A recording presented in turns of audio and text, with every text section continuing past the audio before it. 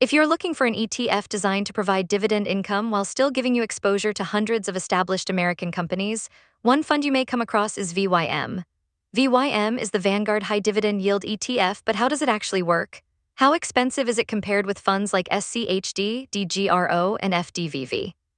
And one question that can be especially important if you own the fund in a taxable brokerage account: are VYM's dividends qualified? Let's take a closer look. VYM was launched by Vanguard on November 10, 2006, which gives the fund nearly 20 years of history. The fund follows the FTSE High Dividend Yield Index and is designed to own U.S. companies that pay above-average dividends. Unlike an ETF that simply buys the companies with the absolute highest dividend yields, VYM gives investors broad exposure across hundreds of companies. As of June 30, 2026, the fund held approximately 605 stocks. Vanguard also specifically excludes real estate investment trusts, or REITs, from the strategy. That last point becomes particularly important when we talk about taxes later in the video. VYM is considered a passively managed index fund. Vanguard is not trying to predict which individual dividend stock will outperform next year. Instead, the fund attempts to closely track its underlying index. One of VYM's biggest advantages is its cost. As of 2026, VYM has an expense ratio of just 0.04%. That means for every $10,000 invested, approximately $4 per year goes toward the fund's operating expenses. That's extremely inexpensive, even compared with several other popular dividend ETFs. SCHD currently has an expense ratio of 0.06%, DGRO charges 0.08%, and Fidelity's FDVV charges 0.15%. So on $10,000 invested, that works out to approximately $4 per year for VYM, $6 for SCHD, $8 for DGRO, and $15 for FDVV. These differences may seem small, and on a smaller portfolio they certainly are. But over several decades, keeping expenses low means more of the investment return remains in your account. Vanguard actually reduced VYM's expense ratio in 2026 from 0.06% to its current 0.04%. Now let's talk about the dividend itself.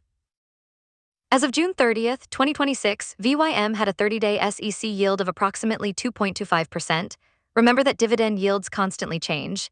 The dividend payment can change, and the share price of the ETF changes every trading day, so investors should not assume today's yield will remain the same in the future.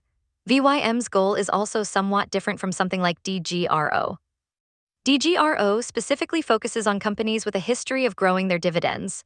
VYM is more focused on finding companies currently offering higher dividend yields, and SCHD uses another approach, combining dividend income with additional screens designed to identify fundamentally strong companies.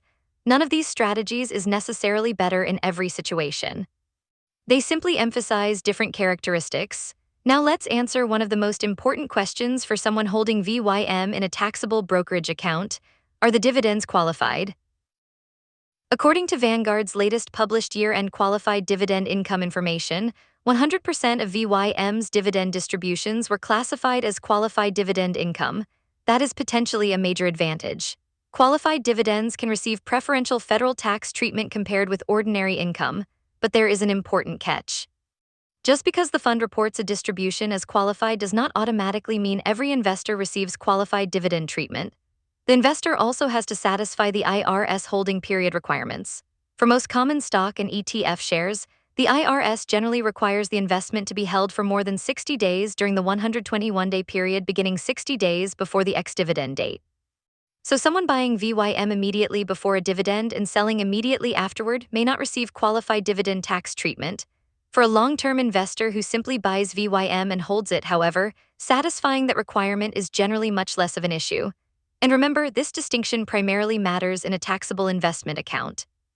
Inside accounts such as an IRA or 401k, dividends aren't taxed each year in the same way they are inside a normal taxable brokerage account. So what are the potential drawbacks of VYM? First, a high dividend strategy can underperform the broader stock market. Companies paying larger dividends are often mature businesses, while rapidly growing companies may reinvest most of their profits instead of paying them to shareholders. That means VYM can have less exposure to some of the fastest-growing areas of the market. Second, dividends are never guaranteed. Companies can reduce or completely eliminate their dividends during difficult economic periods. And finally, VYM is still a stock ETF. Having hundreds of holdings provides diversification, but it doesn't prevent the value of the fund from falling during a market decline. So what's the takeaway? VYM is one of the oldest and least expensive major dividend ETFs available. It has been around since 2006, holds roughly 600 US dividend-paying companies, and currently charges an expense ratio of only 0.04%. It focuses more heavily on current dividend yield than some dividend growth competitors, while still offering significantly more diversification than buying a handful of individual dividend stocks. And for taxable investors, its history of qualified dividend distributions can make it particularly interesting. VYM isn't the right investment for everyone, and a higher dividend yield doesn't automatically make an investment better. But for someone looking for a simple, low-cost, diversified ETF focused on US dividend-paying companies, VYM deserves a place on the list of funds worth researching. Thank you for watching. Comment below and let me know what other ETF you are interested in learning about, and subscribe for more beginner-friendly investing content.